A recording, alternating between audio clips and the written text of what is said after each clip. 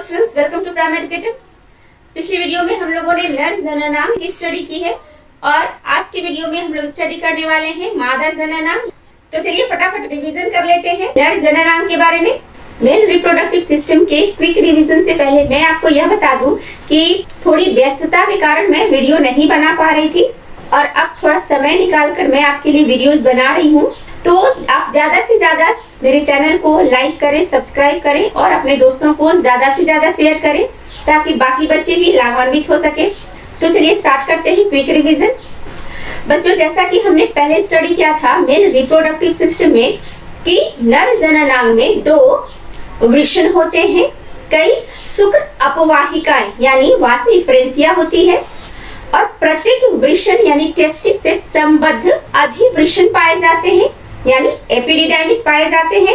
इसके अलावे शुक्रवाहिनी यानी वास डिफरेंस, शुक्राशय यानी सेमिनल वेसिकल, मूत्रमार्ग एवं कुछ सहायक ग्रंथियां भी पाई जाती हैं जैसे प्रोस्टेट ग्लैंड, कॉपर्स ग्लैंड इत्यादि। बच्चों, इन सब की स्टडी हम लोगों ने पिछले वीडियो में डिटेल में कर ली है। अगर आपने मेरी पिछली वीडियो नहीं देखी है तो प्लीज मेरी पिछली वीडियो जरूर देखें। तो चलिए जानते हैं वृषण यानी टेस्टिस के बारे में। टेस्टिस पुरुष का प्रमुख जननांग है क्योंकि नर युग्मक यानी कि शुक्राणु का निर्माण इसी में होता है। प्रत्येक नर में 2 वृषण पाए जाते हैं जो कि वृषण कोश यानी स्क्रोटल सैक या फिर इसे स्क्रोटम भी कहते हैं, उसमें यह पाए जाते हैं। स्क्रोटम या स्क्रोटल सैक एक थैलीनुमा स्ट्रक्चर है जिसमें कि वृषण पाए जाते हैं। प्रत्येक वृषण में कई कुंडलित नलिकाएं पाई जाती है जिसे शुक्र जनन नलिकाएं यानी कि सेमिनिफेरस ट्यूब्यूल्स कहते हैं और इन्हीं शुक्र जनन नलिकाओं में शुक्राणुओं का विकास होता है यानी शुक्राणुओं का डेवलपमेंट होता है। बच्चों, अब जानते हैं अधिवृषण यानी एपिडिडाइमिस के बारे में। एपिडिडाइमिस एक अत्यधिक कुंडलित नलिका है जो वृषण यानी टेस्टिस के भीतरी दीवारों से चिपकी रहती है और अधिवृषण में ही शुक्राणु यानी स्पर्म परिपक्व होकर निषेचन के लायक तैयार होते हैं। अधिवृषण से ही शुक्रवाहिका यानी कि वास डिफरेंस निकलती है। बच्चों, अधिवृषण की डिटेल में हम लोगों ने स्टडी की है पिछली वीडियो में। चूंकि यह रिवीजन क्लास है तो इसलिए मैं ज्यादा नहीं बता रही हूँ। बच्चों, अगर आपको अधिवृषण के बारे में ज्यादा जानना है तो आप प्लीज मेरी पिछली वीडियो जरूर देखें। वहाँ मैंने वृषण एवं अधिवृषण के बारे में बहुत डिटेल में बताया है। शुक्रवाहिका यानी वास डिफरेंस एक 25 सेंटीमीटर लंबी नलिका है जो वृषण यानी टेस्टिस के पीछे से इनके समानांतर यानी वृषण के समानांतर आगे बढ़ती है और मूत्राशय तक जाती है। मूत्राशय के समीप यह वास डिफरेंस क्या करती है, यह जो वास डिफरेंस है वह मूत्राशय के समीप उनकी ओर पाए जाने वाली मूत्र वाहिनी के ऊपर एक फंदा बनाकर मूत्राशय के पृष्ठतल पर पहुंच जाती है। यहाँ से यह कुछ नीचे की ओर आती है और शुक्राशय यानी सेमिनल वेसिकल से एक नलिका निकलती है। उस नलिका से जुड़कर यह स्खलन नलिका यानी इजैकुलेटरी डक्ट का निर्माण करती है। तो बच्चों, स्खलन नलिका यानी इजैकुलेटरी डक्ट है क्या? यह 2 छोटी नलिका है जो बनी होती है शुक्रवाहिका तथा शुक्राशय की नलिका के जुड़ने से बनती है यानी स्खलन नलिका का निर्माण 2 नलिकाओं के मिलने से होता है। शुक्रवाहिका तथा शुक्राशय की नलिका, इन दोनों नलिकाओं के मिलने से स्खलन नलिका यानी इजैकुलेटरी डक्ट का निर्माण होता है।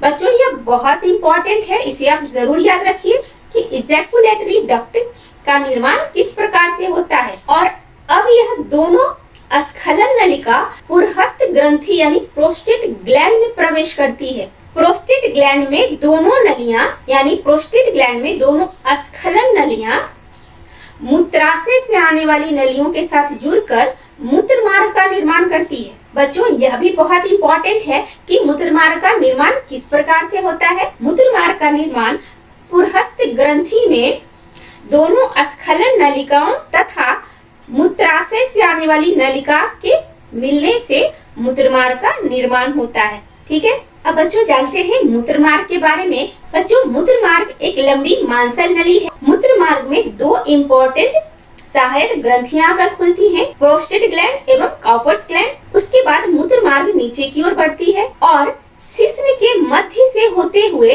शिश्न के सिरे पर स्थित मूत्र जनन छिद्र द्वारा बाहर की ओर खुलती है। बच्चों यहाँ पर एक ध्यान देने वाली बात यह है कि मूत्र मार्ग के द्वारा मूत्र एवं वीर्य यानी सीमेन दोनों बाहर की ओर जाते हैं, इसलिए इसे यूरिनोजेनाइटल ट्रैक्ट कहते हैं। बच्चों अब थोड़ा सा जान लेते हैं सहायक ग्रंथियों के बारे में, जो कि बहुत इंपॉर्टेंट है, और वह है प्रोस्टेट ग्लैंड एवं कॉपर्स ग्लैंड। प्रोस्टेट ग्लैंड दरअसल मूत्राशय के आधार पर स्थित एक छोटी गोलाकार संरचना है और यह दाएं और बाएं लोब यानी पिंड का बना होता है और इसी प्रोस्टेट ग्लैंड के मध्य से होकर मूत्र मार्ग गुजरती है। जब मूत्र मार्ग प्रोस्टेट ग्लैंड से होकर गुजरती है तो प्रोस्टेट ग्लैंड की नलिकाओं से प्रोस्टेट फ्लूइड यानी पुरहस्त द्रव का सेक्रेशन होता है। और बच्चों मैं आपको बहुत इंपॉर्टेंट बात बताने जा रही हूँ कि पुरहस्त द्रव, शुक्राणु द्रव तथा शुक्राशय द्रव तीनों मिलकर सीमेन यानी कि वीर्य का निर्माण करते हैं। एक बार मैं रिपीट कर देती हूँ कि वीर्य यानी सीमेन का निर्माण किस प्रकार से होता है। बच्चों दरअसल पुरहस्त द्रव, शुक्राणु द्रव तथा शुक्राशय द्रव तीनों मिलकर वीर्य का निर्माण करते हैं। यह बहुत इंपॉर्टेंट है, इसे आप जरूर याद रखें। पुरहस्त द्रव बहुत इंपॉर्टेंट है बच्चों, क्योंकि वीर्य में जो विशेष प्रकार की गंध होती है वह इसी प्रोस्टेट ग्लैंड के सेक्रेशन के द्वारा यानी कि पुरहस्त द्रव के कारण ही होती है। पुरहस्त द्रव का दूसरा इंपॉर्टेंट कार्य यह है कि यह वीर्य में उपस्थित शुक्राणुओं को उत्तेजित करता है। बच्चों जैसा कि मैंने आपको पिछली वीडियो में बताया था कि शुक्राणुओं की एक रेश होती है जिसमें जो विजेता होता है वही ओवा यानी कि अंडाणु को निषेचित कर पाता है। तो शुक्राणुओं में एक होर होती है सबसे आगे निकलने की, तो पुरहस्त द्रव उसमें सक्रिय भूमिका निभाता है क्योंकि यह वीर्य में उपस्थित शुक्राणुओं को उत्तेजित करता है। बच्चों उसके बाद जानते हैं कॉपर्स ग्लैंड। कॉपर्स ग्लैंड जो कि पुरहस्त ग्लैंड के ठीक नीचे उपस्थित होती है। कॉपर्स ग्लैंड प्रोस्टेट ग्लैंड यानी पुरहस्त ग्रंथि के ठीक नीचे एक जोड़ी पाई जाती है और यह आकार में बहुत छोटी होती है। और कॉपर्स ग्लैंड की नलिकाएं भी मूत्र मार्ग में ही खुलती है। जैसा कि मैंने अभी पहले भी बताया कि प्रोस्टेट ग्लैंड की नलिका भी मूत्र मार्ग में खुलती है, उसी प्रकार से कॉपर्स ग्लैंड की नलिका भी मूत्र मार्ग में ही खुलती है। कॉपर्स ग्लैंड से क्षारीय द्रव सेक्रेट होता है और यह क्षारीय द्रव काम क्या करता है, यह मूत्र के द्वारा उत्पन्न होने वाली खुजलाहट को कम करता है। बच्चों आप यह जरूर याद रखें कि मूत्र के द्वारा जो खुजलाहट होती है उस खुजलाहट को कॉपर्स ग्लैंड से सेक्रेट होने वाला यह क्षारीय द्रव कम करता है। इस क्षारीय द्रव का एक और इम्पोर्टेंट काम है, वह यह कि यह मादा की योनि की अम्लीयता को नष्ट करता है। मादा की योनि अम्लीय होती है क्योंकि उसमें सिम्बायोटिक बैक्टीरिया पाए जाते हैं जो कि मादा की योनि में इन्फेक्शन से मादा को बचाते हैं।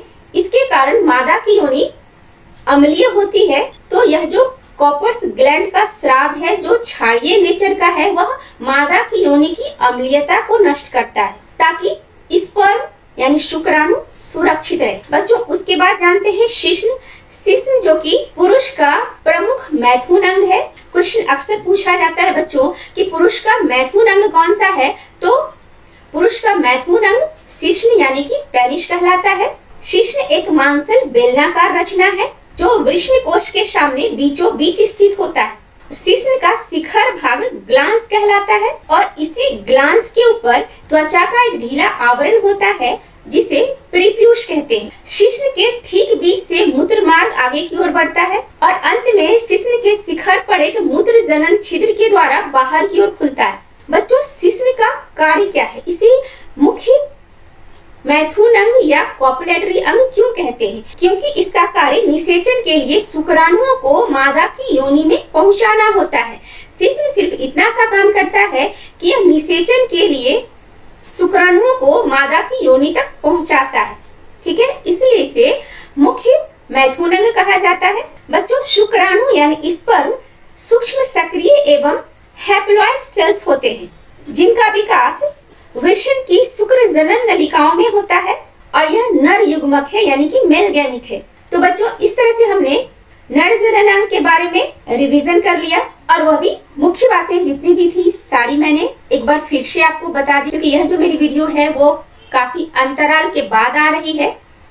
काफी समय से मैंने कोई वीडियो नहीं बनाया आपके लिए, क्योंकि मुझे आपका रिस्पांस बहुत अच्छा नहीं लगा। बच्चों, अगर आपने बहुत अच्छे रिस्पांस दिए होते तो अब तक मैं आपके लिए बहुत सारे वीडियोस बना चुकी होती, पर आपके जो रिस्पांस है वो बहुत संतोषजनक नहीं है, जिसके कारण वीडियो बनाने की मेरी इच्छा नहीं होती है। अगर आप चाहते हैं कि मैं आपके लिए ज्यादा से ज्यादा वीडियोस बनाऊं तो आप प्लीज मेरे चैनल को लाइक शेयर एंड सब्सक्राइब जरूर करें। आपके लाइक शेयर एंड सब्सक्राइब से ही हमारा हौसला बढ़ता है और आपके लिए वीडियोस बनाने की चाहत भी बढ़ती है। तो चलिए आज का वीडियो स्टार्ट करने से पहले मेरे वीडियो को ज्यादा से ज्यादा लाइक शेयर एंड सब्सक्राइब करें। जो लोग पहली बार मेरे चैनल पर आए हैं वह मेरे वीडियो को फटाफट सब्सक्राइब कर लें और अपने ज्यादा से ज्यादा दोस्तों और रिश्तेदारों को मेरे वीडियो शेयर करें। तो चलिए स्टार्ट करते हैं आज का टॉपिक, मादा जननांग यानी फीमेल रिप्रोडक्टिव ऑर्गन। बच्चों, female reproductive organ male reproductive organ से थोड़ा कॉम्प्लेक्स होता है। वैसे डरने की कोई बात नहीं है, मैं बहुत इजी वे में आपको समझा दूंगी। आप इतनी अच्छी तरह से समझ जाएंगे कि फिर आप इस टॉपिक को कभी भूलेंगे ही नहीं। मैं आपको बहुत इजी वे में समझाने वाली हूँ, ठीक है बच्चों। मैंने आपसे यह इसलिए कहा कि मादा जननांग थोड़ा कॉम्प्लेक्स है यानी जटिल है, क्योंकि मादा जननांग की जो रचनाएं होती हैं उनके जो कार्य हैं वह कुछ इस प्रकार के हैं कि मादा जननांग में न सिर्फ निषेचन यानी फर्टिलाइजेशन की प्रक्रिया होती है बल्कि इम्प्लांटेशन की प्रक्रिया भी होती है। और अगर इम्प्लांटेशन भली भांति हो जाए तो फिर गर्भधारण की प्रक्रिया के बाद शिशु का विकास 9 महीने तक किस प्रकार से होता है उसके लिए भी यह मादा जननांग रिस्पॉन्सिबल है। गर्भकाल में शिशु का विकास के साथ साथ शिशु का जन्म भी भली भांति हो जाए, इसके लिए भी मादा जननांग ही रिस्पॉन्सिबल है। इसलिए बच्चों मैंने आपको कहा कि मादा जननांग थोड़ा सा जटिल है। मैं आपके लिए बहुत प्यारा सा डायग्राम लेकर आई हूँ, जिसमें आप देख पा रहे हैं कि शिशु अपने माँ के गर्भ में है, यानी इस सृष्टि के निर्माण में माँ की बहुत अहम भूमिका होती है। तो जानते हैं अब मादा जननांग की विभिन्न रचनाओं के बारे में। बच्चों, मादा जननांग में निम्नलिखित रचनाएं पाई जाती हैं, जैसा कि आप स्क्रीन पर देख पा रहे हैं। नंबर 1 है ओवरी यानी अंडाशय, फैलोपियन नलिका जिसे ओविडक्ट भी कहते हैं या फैलोपियन ट्यूब कहते हैं, गर्भाशय यानी यूटेरस, योनि जिसे वजाइना भी कहते हैं, वग या वल्वा। ये सारे मादा जननांग की प्रमुख रचनाएं हैं। आइए इसे डायग्राम के माध्यम से समझते हैं। डायग्राम के माध्यम से समझना थोड़ा आसान होता है। बच्चों, जैसा कि आप यहाँ पर देख पा रहे हैं, यह क्या है? अंडाशय यानी कि ओवरी है और किसी भी मादा में एक जोड़ी ओवरी पाई जाती है, यानी कि किसी मादा में ओवरी की संख्या 2 होती है। आप दोनों साइड देख पा रहे हैं। उसके बाद इसे फैलोपियन ट्यूब या ओविडक्ट भी कहते हैं। बच्चों, आप यह जो संरचना देख पा रहे हैं यह है गर्भाशय यानी यूटेरस, जहाँ पर भ्रूण का विकास होता है यानी कि एम्ब्रियो का डेवलपमेंट होता है। यह गर्भाशय है। गर्भाशय ऊपर की ओर चौड़ी होती है और नीचे की ओर सकड़ी होती है। जैसा कि आप डायग्राम में देख पा रहे हैं, ऊपर की ओर यह चौड़ी है, इसे बॉडी कहते हैं, और नीचे की ओर यह सकड़ी हो जाती है जिसे ग्रीवा या सर्विक्स कहते हैं। यह ग्रीवा या जिसे सर्विक्स भी कहते हैं, यह बहुत सेंसिटिव होता है। यह बहुत सेंसिटिव होता है क्योंकि मादाओं में इन्फेक्शंस ज्यादा इस रीजन में होते हैं। उसके नीचे आप यह रीजन देख पा रहे हैं, इस रीजन को योनि या वजाइना कहते हैं। योनि एक पेशीय नली के समान रचना होती है जो फैलती एवं सिकुड़ती भी है। योनि बाहर की ओर एक छिद्र के द्वारा खुलती है जिसे भग या वल्वा कहते हैं। बच्चों, आई होप कि आपको डायग्राम की सारी बातें अच्छी तरह से समझ में आ गई होंगी। इन सारी रचनाओं के बारे में हम लोग डिटेल से अध्ययन करेंगे। तो बच्चों, जानते हैं सबसे पहले अंडाशय यानी ओवरी के बारे में। बच्चों, मादा जननांग की सबसे प्रमुख रचना अंडाशय यानी कि ओवरी ही कहलाती है, क्योंकि यह अंडाणु का निर्माण करती है। बच्चों, मैं आपको बहुत इंपॉर्टेंट बात बताने जा रही हूँ कि जब कोई बच्ची पैदा होती है तो उसमें पाई जाने वाली जो ओवरी होती है उसमें अंडाणु ऑलरेडी शुरू से ही पाए जाते हैं, यानी कि ओवरी में अंडाणु का विकास बाद में नहीं होता। तो बच्चों, सबसे ध्यान देने वाली बात यह है कि ओवरी में अंडाणु शुरू से ही पाए जाते हैं और धीरे धीरे यह नष्ट होते रहते हैं। मासिक स्राव के द्वारा एक एक अंडाणु प्रत्येक माह परिपक्व होकर बाहर निकलता रहता है और यह दोनों ओवरी से एक बार अंडाणु बाहर नहीं आते, बल्कि बारी बारी से प्रत्येक मंथ राइट ओवरी से तथा लेफ्ट ओवरी से बारी बारी से एक एक अंडाणु बाहर निकलते हैं और मासिक स्राव के द्वारा शरीर से बाहर निकाल दिए जाते हैं अगर निषेचन की प्रक्रिया ना हो तो। लेकिन अगर निषेचन की प्रक्रिया हो तब यही अंडाणु निषेचित होकर भ्रूण का निर्माण करते हैं।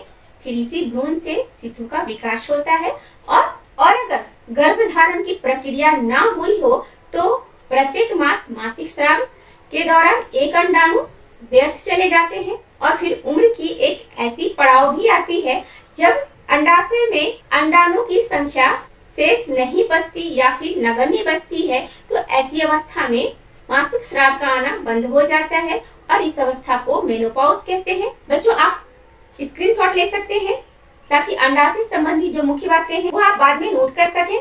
ठीक है बच्चों, हमारी बॉडी दो पार्ट में डिवाइड होती है। जैसे डायफ्राम को आप मानक के रूप में लें या डायफ्राम मान लें तो डायफ्राम के ऊपर चेस्ट कैविटी यानी कि थोरैसिक कैविटी होती है और डायफ्राम के नीचे, जैसे यह डायफ्राम है तो डायफ्राम के नीचे एब्डोमिनल कैविटी होती है। इसी एब्डोमिनल कैविटी के नीचे पेल्विक कैविटी पाई जाती है। उसी पेल्विक कैविटी में अंडाशय पाए जाते हैं और प्रत्येक अंडाशय पेरिटोनियम की पतली झिल्ली के द्वारा उदर गुहा की पृष्ठीय दीवार से जुड़ी रहती है।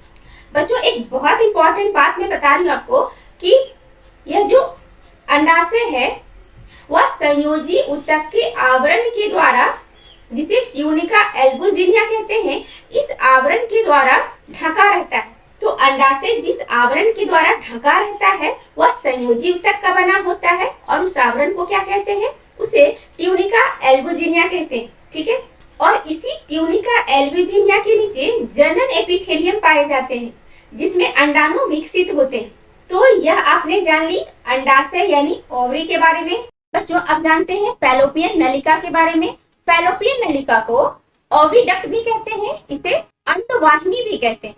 ये एक जोड़ी चौड़ी नलिकाएं हैं जो अंडाशय के ऊपरी भाग से शुरू होकर नीचे की ओर जाती है और अंत में गर्भाशय यानी यूटेरस से जुड़ जाती है। बच्चों, फैलोपियन नलिका का शीर्ष भाग चौड़े कीट के समान होता है। चलिए इसे मैं डायग्राम की सहायता से समझाती हूँ। बच्चों, जैसा कि आप डायग्राम में देख पा रहे हैं कि फैलोपियन नलिका का जो शीर्ष भाग है वो चौड़े कीप की तरह है और इस शीर्ष भाग में उंगली जैसी प्रवर्धन निकली होती है जिसे फाइमरी कहते हैं। ये इस तरह से अंडाशय के चारों ओर फैली रहती है। जैसे ही अंडाशय से कोई मैच्योर अंडाणु बाहर की ओर निकलता है तो ये फाइमरी जो कि उंगली नुमा प्रवर्धन है वो झट से इस तरह से लपक लेती है और फिर यह इसे फैलोपियन नलिका में ऊपर की ओर भेज देती है। फैलोपियन नलिका की दीवार मांसल एवं संकुचनशील होती है, यानी कि यह फैलती और सिकुड़ती रहती है और इसके भीतरी सतह पर सीलिया लगी होती है जो अंडाणुओं को फैलोपियन नलिका में नीचे की ओर बढ़ने में ही सहायता प्रदान करती है। इसी फैलोपियन नलिका के द्वारा अंडाणु गर्भाशय में पहुंचते हैं। गर्भाशय इस प्रकार की होती है, तो इसी फैलोपियन नलिका के द्वारा अंडाणु गर्भाशय में पहुंचते हैं। बच्चों, फैलोपियन नलिका के बारे में मैं आपको एक बहुत ही इंपॉर्टेंट बात बताने जा रही हूँ। अगर किसी फीमेल में फैलोपियन नलिका ना हो तब क्या होगा? फैलोपियन नलिका में ही निषेचन की क्रिया होती है, तो अगर किसी फीमेल में फैलोपियन नलिका हो ही नहीं तब क्या हो सकता है? तब पॉसिबिलिटी इस बात की बनती है कि उस फीमेल को इन विट्रो फर्टिलाइजेशन की जरूरत पड़े, यानी कि प्राकृतिक रूप से ऐसी महिला में निषेचन की क्रिया नहीं होती है तो इसे आर्टिफिशियल ढंग से करवाया जाता है जिसे इन विट्रो फर्टिलाइजेशन कहते हैं। और ऐसे में क्या होता है कि किसी मादा से अंडाणु लेकर और किसी नर से शुक्राणु लेकर आर्टिफिशियली किसी टेस्ट ट्यूब में फर्टिलाइजेशन की क्रिया करवाई जाती है, तब ऐसे शिशु को टेस्ट ट्यूब बेबी कहते हैं। फिर फर्टिलाइजेशन के बाद किसी मादा के गर्भ में इस जायगोट को स्थापित कर दिया जाता है ताकि फर्दर 9 महीने भ्रूण का अच्छी तरह से विकास माँ के गर्भ में हो पाए। बच्चों, ह्यूमन में गेस्टेशन पीरियड यानी कि गर्भाधान काल 9 महीने का होता है। यह डिफरेंट एनिमल्स में डिफरेंट होता है, पर ह्यूमंस में यह 9 महीने का होता है। तो बाकी के 9 महीने टेस्ट ट्यूब बेबी का विकास माँ के गर्भाशय यानी कि यूटेरस में होता है। बच्चों कभी कभी ऐसा होता है कि किसी मादा की फैलोपियन ट्यूब में किसी प्रकार की विकार या विकृति आ जाए, तो ऐसे में किसी एक फैलोपियन ट्यूब को रिमूव किया जाता है, तो इस स्थिति में स्त्रियां प्रेग्नेंट हो सकती हैं, यानी कि प्रेगनेंसी के चांसेस रहते हैं। लेकिन अगर दोनों ही फैलोपियन ट्यूब को रिमूव कर दिया जाए तो मां बनने के चांसेस नहीं होते हैं, क्योंकि मैंने आपको अभी भी बताया है कि फर्टिलाइजेशन की क्रिया यानी निषेचन की क्रिया फैलोपियन ट्यूब में ही होती है। और अगर फैलोपियन ट्यूब को ही रिमूव कर दिया जाए यानी हटा दिया जाए तो फिर ऐसे में निषेचन की प्रक्रिया नहीं होती है। मादा के पास गर्भाशय है, पर गर्भाशय होने के बावजूद वह मां नहीं बन सकती। फैलोपियन ट्यूब की सर्जिकल रिमूवल यानी कोई एक फैलोपियन ट्यूब या दोनों ही फैलोपियन ट्यूब को अगर सर्जिकली रिमूव कर दिया जाए तो ऐसी प्रोसेस को सैल्पिंगेक्टोमी कहते हैं। और ये बहुत इंपॉर्टेंट बात है बच्चों, इसे आप जरूर याद रखें। ओके, फैलोपियन ट्यूब से संबंधित एक और इम्पोर्टेंट बात मैं आपको बता दूं कि अगर फैलोपियन ट्यूब को रिमूव कर दिया जाए तो फिर पुनः वो वापस ग्रो नहीं करते, यानी एक बार फैलोपियन ट्यूब को अगर हटा दिया जाए तो फिर वापस ग्रो करने की संभावना बिल्कुल ही खत्म हो जाती है। तो बच्चों ये सारी बातें हमने जान ली फैलोपियन ट्यूब यानी कि अंडवाहिनी के बारे में। और अब जानते हैं गर्भाशय यानी कि यूटेरस के बारे में। बच्चों गर्भाशय माता जननांग का बहुत ही इंपॉर्टेंट भाग है, क्योंकि इसी में भ्रूण का विकास होता है, यानी कि शिशु का विकास इसी गर्भाशय में ही होता है। यह मोटी दीवार वाली पेशीय थैली के समान रचना है जो मूत्राशय तथा मलाशय के बीच श्रोणि गुहा में स्थित होती है। बच्चों गर्भाशय की जो दीवार होती है वो काफी मोटी होती है और इसमें 3 वॉल्स प्रेजेंट होते हैं, यानी कि यह 3 दीवार वाली रचना होती है। सबसे बाहरी दीवार होती है शिरोशा, बीच वाली दीवार को मायोमेट्रियम कहते हैं और सबसे अंदर वाली जो दीवार होती है उसे एंडोमेट्रियम कहते हैं। और यह जो एंडोमेट्रियम है बच्चों ये बहुत इंपॉर्टेंट है। आपको बाकी के 2 नाम याद रहे ना रहे, आप एंडोमेट्रियम जरूर याद रखना कि यूटेरस की जो अंदर वाली लाइनिंग होती है यानी अंदर वाली दीवार उसे एंडोमेट्रियम कहते हैं। बच्चों यूटेरस यानी गर्भाशय का जो शेप होता है वो इन्वर्टेड पियर शेप्ड होता है, यानी कि उल्टे हुए नाशपाती के आकार का। जैसे कोई नाशपाती इस प्रकार से होती है तो ऊपर चौड़ा पोर्शन होता है और नीचे सकड़ा पोर्शन होता है। तो आप याद रख लो कि गर्भाशय का आकार उल्टे हुए नाशपाती के आकार का होता है, यानी कि इस प्रकार से, ठीक है। ऊपर चौड़ी रचना होगी और नीचे सकड़ी रचना होगी। और ये कहाँ अवस्थित होता है? यह मूत्राशय तथा मलाशय के बीच श्रोणि गुहा में स्थित होता है। अब श्रोणि गुहा क्या होता है बच्चों? आप डायफ्राम की पोजीशन मान लो यह डायफ्राम है। तो डायफ्राम के ऊपर के रीजन को थोरेसिक कैविटी कहते हैं, यानी चेस्ट कैविटी, और इस डायफ्राम के नीचे वाले कैविटी को एब्डोमिनल कैविटी कहते हैं। तो यूटेरस इसी एब्डोमिनल कैविटी में स्थित होता है। और आपको जैसा कि मैंने आपको बताया कि गर्भाशय में ही भ्रूण का विकास होता है, यानी कि फर्टिलाइजेशन तो फैलोपियन ट्यूब में हुआ, पर फैलोपियन ट्यूब में फर्टिलाइजेशन के बाद जो जाइगोट यानी युग्मनज का निर्माण होता है वह आके यूटेरस की दीवार से चिपक जाता है, यानी कि इसी एंडोमेट्रियम, गर्भाशय की जो आंतरिक दीवार है उसे एंडोमेट्रियम कहते हैं। इसी एंडोमेट्रियम की दीवार से जाइगोट यानी युग्मनज आकर चिपक जाते हैं, जिसे ब्लास्टोसिस्ट कहते हैं। फिर यह ब्लास्टोसिस्ट यूटेरस की दीवार के साथ समाविष्ट हो जाते हैं। इस प्रोसेस को इम्प्लांटेशन यानी कि प्रत्यारोपण कहते हैं। आप एक बार ध्यान से सुने मेरी बात। फैलोपियन ट्यूब में निषेचन की प्रक्रिया हुई। निषेचन की प्रक्रिया के बाद युग्मनज नीचे की ओर आते हैं और गर्भाशय की दीवार से आकर जुड़ जाते हैं, इसे ब्लास्टोसिस्ट कहते हैं। और यह ब्लास्टोसिस्ट जब यूटेरस की आंतरिक दीवार यानी कि एंडोमेट्रियम के साथ समाविष्ट हो जाते हैं तो इस प्रोसेस को इम्प्लांटेशन कहते हैं, यानी कि प्रत्यारोपण कहते हैं। प्रत्यारोपण के बाद सेल से टिश्यूज बनते हैं यानी ऊतक बनते हैं, फिर उससे अंगों का निर्माण होता है, फिर अंग तंत्र का निर्माण होता है, उसके बाद एक कंप्लीट जीव की संरचना होती है। और यह सारी प्रक्रिया गर्भाशय में ही होती है। और इन सारी प्रक्रियाओं में 9 महीने की अवधि लगती है, इसलिए गेस्टेशन पीरियड 9 महीने का होता है। इस 9 महीने में शिशु का विकास पूर्णतः गर्भाशय के अंदर ही होता है।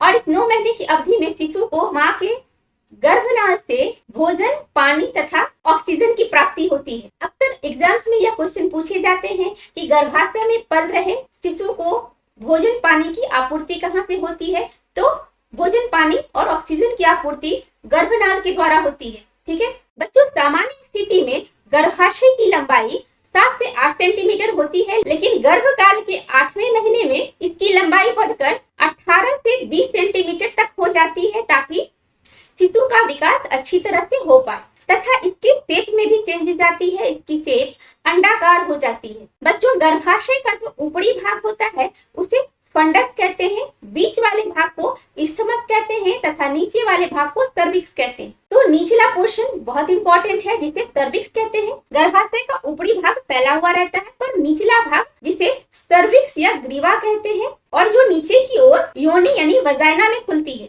तो अब तक हमने जाना कि गर्भाशय बहुत ही इम्पोर्टेंट अंग है किसी भी मादा के लिए, लेकिन ताकि वो माँ बन सके। लेकिन कभी कभी ऐसा होता है कि महिलाएं चाहकर भी माँ नहीं बन सकती, क्योंकि उनके अंदर जो यूटेरस होती है उस यूटेरस में एबनॉर्मेलिटीज होती है, जिसके कारण वह माँ नहीं बन पाती हैं। और ये एबनॉर्मेलिटीज कई प्रकार की हो सकती है बच्चों, जैसा कि मैंने आपको बताया कि यूटेरस का शेप इन्वर्टेड पियर शेप का होता है, यानी कि उल्टे हुए नाशपाती के आकार का। तो आप समझ सकते हो कि यूटेरस अगर सही शेप का है तभी प्रेगनेंसी की संभावना बनती है, लेकिन अगर यूटेरस का शेप विकृत हो, यानी कि यूटेरस का शेप हार्ट जैसा होता है, यानी कि हृदय के आकार का यूटेरस होता है, ऐसे में प्रेगनेंसी की संभावना कम हो जाती है। वहीं अगर कभी कभी ऐसा भी देखने को मिलता है कि यूटेरस के बीचों बीच एक झिल्ली सी बन जाती है, जिसके कारण यूटेरस 2 भाग में डिवाइड कर जाते हैं, और ऐसी स्थिति को डायडेल्फिस यूटेरस कहते हैं। ऐसी स्थिति में भी प्रेगनेंसी की संभावना कम हो जाती है। और एक संभावना ऐसी भी बनती है बच्चों, जिसमें कि किसी मादा को एक ही फैलोपियन ट्यूब हो और यूटेरस भी इरेगुलर शेप का हो। आप ध्यान से सुने मेरी बात। ऐसी मादा जिसमें फैलोपियन ट्यूब भी एक ही हो और यूटेरस भी विकृत आकार का हो, और ऐसे यूटेरस को यूनिकॉर्नुएट यूटेरस कहते हैं, और ऐसी स्थिति में भी मां बनने की संभावना कम हो जाती है। तो ये कुछ एबनॉर्मेलिटीज हैं जो यूटेरस में पाई जाती है, जिसके कारण महिलाएं मां नहीं बन पाती हैं। और ऐसी स्थिति में एक ऐसी महिला की जरूरत पड़ती है जिसकी यूटेरस की शेप एंड साइज सही हो और वह गर्भ धारण के लिए तैयार हो। जिस कपल को पेरेंट्स बनना होता है, ऐसे बहुत सारे कपल होते हैं बच्चों जिनमें माँ बाप बनने की चाहत तो बहुत होती है, पर वो माँ नहीं बन पाती, जिसके कारण एक ऐसी फीमेल की जरूरत होती है जिसका यूटेरस भली भांति काम कर रहा हो, सही शेप एंड साइज का हो, और वह किसी और के बच्चे को जन्म देने के लिए तैयार हो। बच्चों, कहने का मतलब यह है कि कोई ऐसी महिला जो किसी दूसरी महिला के बच्चे को अपने गर्भ में रखे, 9 महीने उसका लालन पालन अपने गर्भ में करे, और उसके बाद जब बच्चे का जन्म हो तो वह उसे उस महिला को सौंप दे जिसका अंडाणु और उसके पति का शुक्राणु को निषेचित कर उसके गर्भ में विकसित होने के लिए रखा गया। बच्चों, आप ध्यान से सुन ले मेरी बात, मैं रिपीट कर रही हूँ क्योंकि यह बहुत ही इंपॉर्टेंट है आपके लिए जानना, क्योंकि क्वेश्चंस अक्सर एग्जाम में पूछे भी जाते हैं, तो इसलिए मैं रिपीट कर रही हूँ। कभी कभी क्या होता है बच्चों की महिलाएं माँ तो बनना चाहती हैं, पर यूटेरस की एबनॉर्मेलिटीज की वजह से वह माँ नहीं बन पाती हैं। तो ऐसी स्थिति में वह क्या करती है, क्योंकि मेडिकल साइंस बहुत डेवलप हो चुका है, तो ऐसी फीमेल्स के लिए भी निराश होने की कोई बात नहीं है। वह क्या करती है, किसी फीमेल को तैयार करती है जो उसके बच्चे को जन्म दे सके। यानी जो भी कपल माँ और पिता बनना चाहते हैं, यानी ऐसे कपल्स जो माँ और पिता बनना चाहते हैं, उनके अंडाणु और शुक्राणु को आर्टिफिशियली निषेचित करवाया जाता है, और जब जायगोट का फॉर्मेशन होता है तो जायगोट को किसी अन्य फीमेल के गर्भाशय में इम्प्लांट करवा दिया जाता है। यानी आप सरल भाषा में समझ लो कि किसी अन्य महिला के गर्भ में उस युग्मनज को रख दिया जाता है, ताकि 9 महीने तक भ्रूण का अच्छी तरह से विकास हो पाए, और जब 9 महीने के गेस्टेशन पीरियड के बाद शिशु का जन्म हो तो वह महिला खुशी खुशी अपने जन्म दिए हुए बच्चे को उस माँ को सौंप दे जिसका अंडाणु, और उस पिता को सौंप दे जिसका शुक्राणु निषेचित कर उसके गर्भ में रखा गया था। ठीक है। और बच्चों, ऐसी माँ को सेरोगेट मदर कहते हैं। क्या कहते हैं बच्चों? सेरोगेट मदर कहते हैं।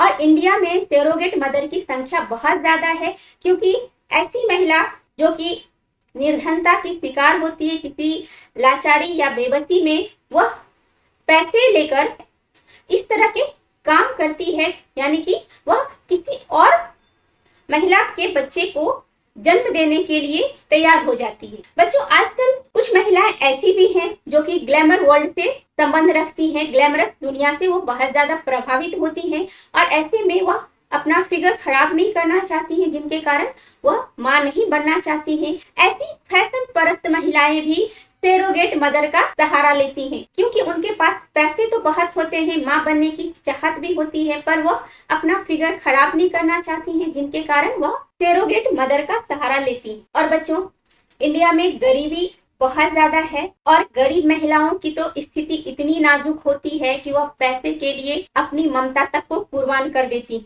तो बच्चों, ये जान ली हमने गर्भाशय यानी यूटिरस के बारे में।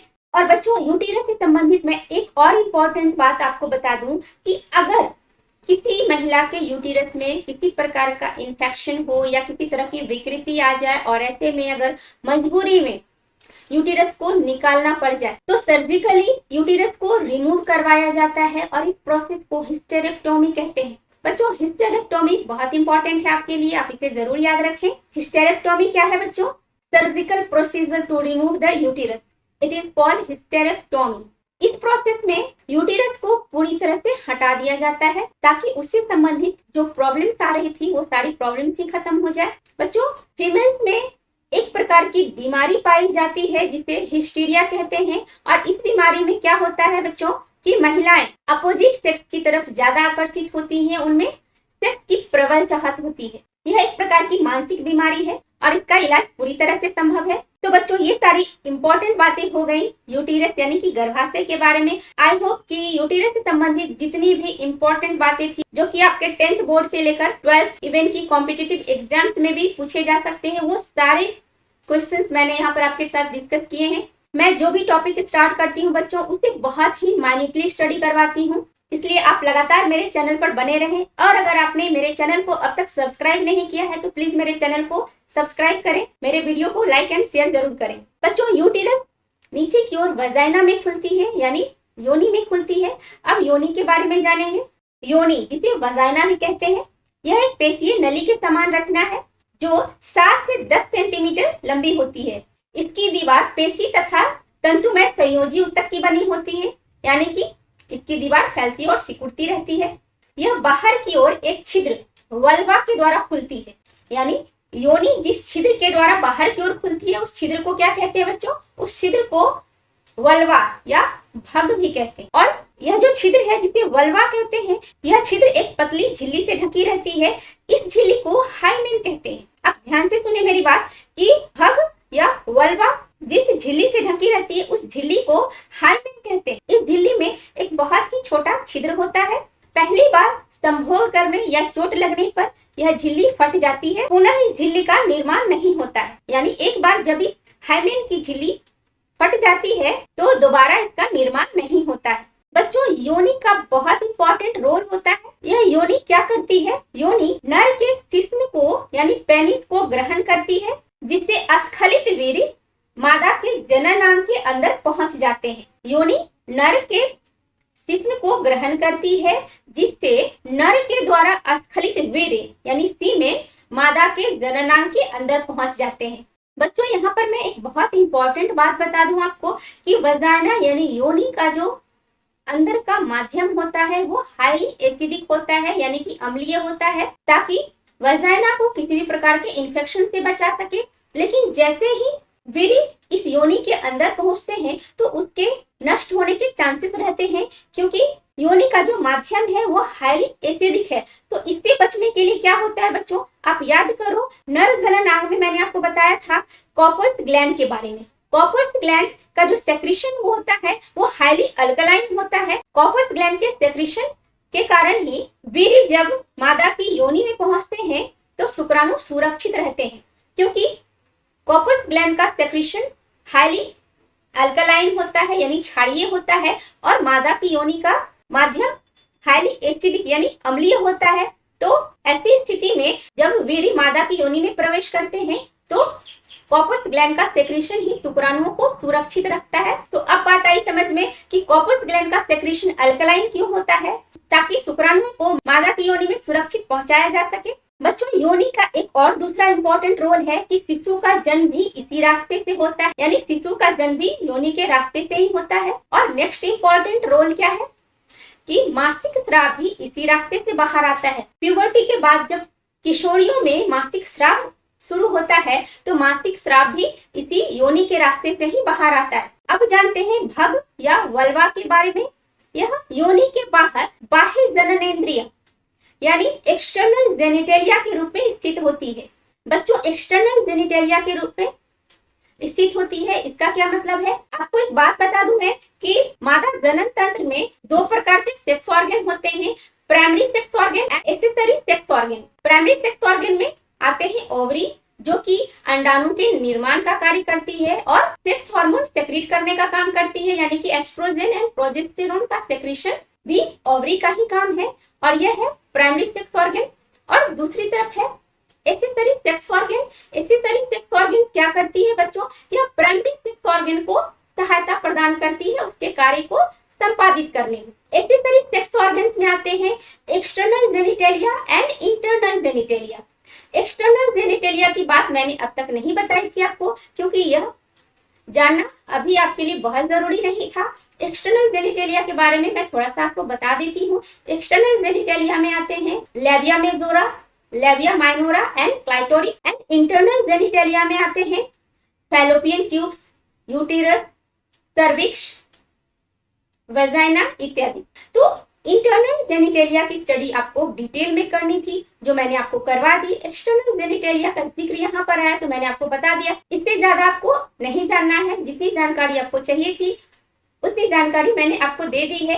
अब आप 10th बोर्ड से लेकर 12th के एग्जाम्स में या किसी भी कॉम्पिटिटिव एग्जाम्स में बैठो, आपको कहीं कोई परेशानी नहीं आए। बच्चों, यहाँ पर मैं आपको निषेचन के बारे में भी थोड़ा सा डिटेल में बता देती हूँ। इससे पहले मैंने आपको बताया है कि फैलोपियन ट्यूब में यानी कि अंडवाहिनी में निषेचन की क्रिया होती है।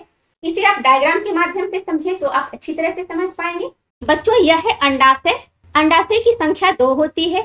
और बच्चों, मैंने आपको जैसा कि पहले भी बताया है कि हर महीने दोनों ही अंडाशय सक्रिय नहीं होते हैं, अल्टरनेटली दोनों अंडाशय सक्रिय होते हैं। यानी जब एक महीने में कोई एक अंडाशय सक्रिय होता है और फिर दूसरे महीने में दूसरा अंडाशय सक्रिय होता है। मान लो जनवरी के महीने में यह अंडाशय सक्रिय होगा तो फरवरी के महीने में यह अंडाशय सक्रिय होगा। उसी तरह से मार्च के महीने में यह अंडाशय सक्रिय होगा तो दूसरी ओर अप्रैल के महीने में यह अंडाशय सक्रिय होगा। तो बच्चों, जैसा कि मैंने आपको पहले बताया है कि अंडाशय से प्रत्येक महीने एक अंडा मैच्योर होकर बाहर निकलता है और उसे फैलोपियन ट्यूब के शीर्ष पर उपस्थित फाइमरी नामक जो संरचना होती है वह उसे कैच कर लेती है। यह जो आप उंगली नुमा प्रवर्धन देख रहे हैं इसे फाइमरी कहते हैं। वह क्या करती है, इस मैच्योर अंडे को कैच कर लेती है और उसे नीचे की ओर जाने देती है। फैलोपियन ट्यूब के भीतरी सतह पर सीलिया लगी होती है। इसी सीलिया के मूवमेंट से अंडा फैलोपियन ट्यूब में आगे की ओर बढ़ती है। वहीं दूसरी ओर क्या होता है बच्चों, किसी भी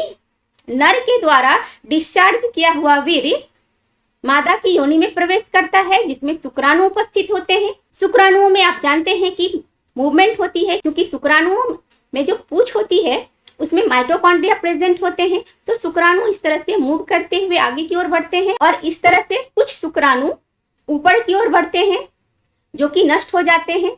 कुछ शुक्राणु इस फैलोपियन ट्यूब की ओर बढ़ते हैं जिसकी ओर से यह भी नष्ट हो जाते हैं, क्योंकि मैंने आपको बताया कि प्रत्येक माह दोनों अंडाशय सक्रिय नहीं होते हैं, यानी कि दोनों अंडाशय से एक ही महीने में अंडा डिस्चार्ज नहीं होता है, जिसके कारण मान लो आप इस अंडाशय के द्वारा इस बार इस महीने में एक भी मैच्योर अंडा डिस्चार्ज नहीं किया गया है। इसका मतलब हुआ कि इस फैलोपियन ट्यूब में कोई भी अंडा प्रेजेंट नहीं है। तो अगर इस ओर कोई शुक्राणु मूव करता हुआ आता है तो वह शुक्राणु भी नष्ट हो जाता है, क्योंकि उसके रास्ते में कोई भी परिपक्व अंडाणु आया ही नहीं, जिसके कारण शुक्राणु नष्ट हो गए। और सपोज करो कि कुछ शुक्राणु इस फैलोपियन नलिका की ओर आगे बढ़ी, तो इस फैलोपियन नलिका में अभी जैसा कि मैंने बताया कि इस अंडाशय के द्वारा एक मैच्योर ओवा यानी कि एक परिपक्व अंडाणु इस ओर आया है, तो यहाँ पर क्या होगी, निषेचन की क्रिया होगी। निषेचन की क्रिया यहीं पर होती है बच्चों, फैलोपियन ट्यूब में यानी अंडवाहिनी में। तो यहाँ पर भी बहुत सारे स्पर्म्स पहुंचते हैं। मैंने आपको नर जननांग में बताया था बच्चों कि स्पर्म में एक रेस लगी होती है अंडाणुओं तक सबसे पहले पहुंचने की। तो जो शुक्राणु सबसे पहले अंडाणु तक पहुंचता है वही शुक्राणु अंडाणु को निषेचित कर पाता है और बाकी के शुक्राणु नष्ट हो जाते हैं। तो जब यहाँ पर फर्टिलाइजेशन यानी कि निषेचन की क्रिया हो जाती है तो जायगोट नीचे की ओर बढ़ते हैं। और बच्चों जैसा कि मैंने आपको बताया कि यह जायगोट जब यूटेरस की दीवार से चिपक जाती है तो उसे ब्लास्टोसिस्ट कहते हैं। और जब यह ब्लास्टोसिस्ट यूटेरस की दीवार के साथ पूरी तरह से समाविष्ट हो जाती है तो इस प्रोसेस को इम्प्लांटेशन यानी कि प्रत्यारोपण कहते हैं। उसके बाद 9 महीने तक गर्भाशय में ही शिशु का विकास होता है। उसके बाद शिशु का जन्म इसी योनि के मार्ग से होता है। तो बच्चों यह तो बात हुई तब की जब फर्टिलाइजेशन की प्रोसेस होती है यानी कि गर्भधारण होता है। लेकिन अगर फर्टिलाइजेशन की प्रोसेस हो ही ना तब क्या होगा? अगर फैलोपियन ट्यूब में फर्टिलाइजेशन की प्रोसेस नहीं होती है यानी मादा में गर्भधारण की प्रोसेस नहीं होती है, तब ऐसे में जो परिपक्व अंडाणु है वह बेकार चले जाते हैं और यह मासिक स्राव के द्वारा बाहर निकाल दिए जाते हैं। बच्चों नेक्स्ट वीडियो में हम लोग जानेंगे मासिक स्राव यानी मेंस्ट्रुअल साइकिल के बारे में। बच्चों इस तरह से हम लोगों ने अब तक मानव प्रजनन तंत्र की बहुत अच्छे से स्टडी कर ली है। और अगर आपने मेरी पिछली वीडियो नहीं देखी है तो आप मेरी पिछली वीडियो जरूर देखें। और अगर आपने अब तक मेरे चैनल को सब्सक्राइब नहीं किया है तो प्लीज मेरे चैनल को सब्सक्राइब करें और मेरे वीडियोस को ज्यादा से ज्यादा लाइक एंड शेयर करें ताकि दूसरे बच्चे भी आपकी तरह लाभान्वित हो सके। तो मिलते हैं नेक्स्ट वीडियो में, तब तक के लिए पढ़ो लिखो और लक्ष्य की प्राप्ति तक मत रुको। जय हिंद।